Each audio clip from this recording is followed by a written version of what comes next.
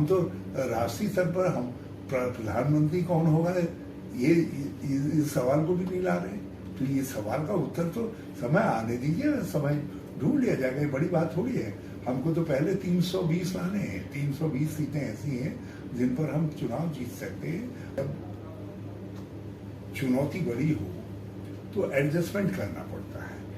कांग्रेस जब कह रही है कि साथ चलेंगे, तो हमने मन बनाया है कि थोड़ा हमको यदि अपनी भविष्य की संभावनाओं को पीछे भी करना पड़ेगा तो हम पीछे करेंगे, मगर हमारी संभावनाएं पीछे करने के चक्कर में कहीं ऐसा न हो कि अवसर यहाँ से चला जाए। इसलिए कई जगह जो जमीनी हालात है, उन हालात में कांग्रेस के अलावा चुनौती देने की स्थिति में कोई दूसरा है ही नहीं। और कांग्रेस को यदि माइनस करके चुनौती देंगे तो दिल्ली की लड़ाई कमजोर हो जाएगी। आपने ये लड़ाई चाहे आप उत्तर प्रदेश में लड़ना चाह रहे हो, चाहे बंगाल में लड़ना चाह रहे हो, चाहे दिल्ली में लड़ना चाह रहे हो, तो आपको दिल्ली की लड़ाई को सशक्त करना पड़ेगा। तभी आप राज्यों में लड़ाई को ठीक से निभा पाएंगे। कि अकेले आप ले लेंगे दिल्ली की 7 सीटें, तो फिर आपको अलायंस की अभी क्या जरूरत है? तो आप जो है चुनाव के बाद अलायंस कर सकते हैं। जब आप 7 के लिए कंफर्म है तो फिर आपको पहले अलायंस की क्या जरूरत है? तो अलायंस की जरूरत इसलिए है कि मैक्सिमम सीटों पर विपक्ष जीत सके। और इस बात को हमको भी स्वीकारना पड़ेगा कि किस राज्य में किसका प्रभुत्व है। प्रभुत्व का अर्थ ये नहीं है कि रूल मोनोपोली। प्रभुत्व का अर्थ है कि आपको उनकी वरिष्ठता को स्वीकार करना पड़ेगा। कोई ऐसा नहीं है जिसको इस लड़ाई में लीड रोल नहीं मिलने जा रहा है।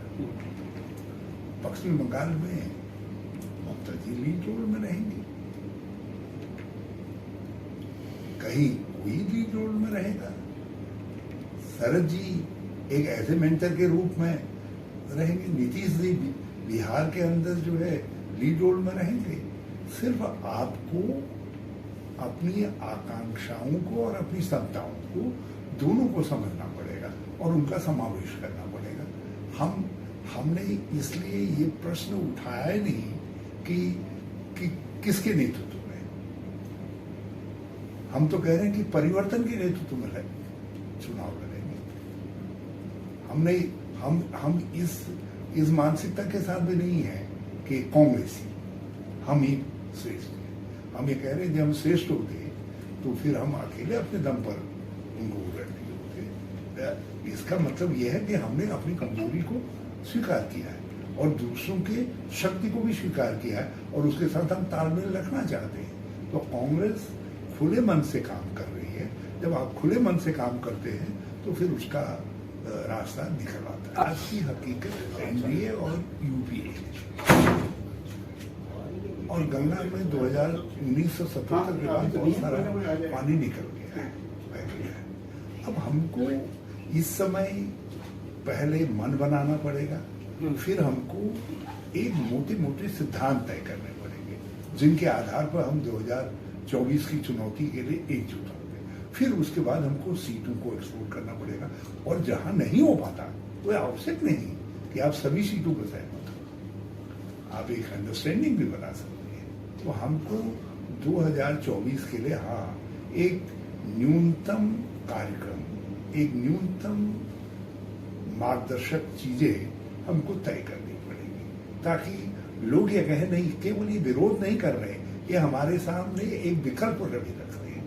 आज की सोच का विकल्प रख रहे हैं, आज के गवर्नेंस का विकल्प रख रहे हैं, आज की जिन चीजों पर काम हो रहा है उसका विकल्प रख रहे हैं। तो इसलिए इस लड़ाई में विपक्ष को तो एकजुट होना ही पड़ेगा, बल्कि भाजपा के अंदर या उनके साथ जुड़े हुए जो लोकतांत्रिक ताकतें हैं उनको भी सोचना पड़ेगा कि यही अवसर है। नहीं तो ये भारत के लोकतंत्र के लिए 2024 का जो समय है वो महत्वपूर्ण भी है और बहुत, यदि हम चूक गए तो फिर लोग हमें माफ नहीं करेंगे।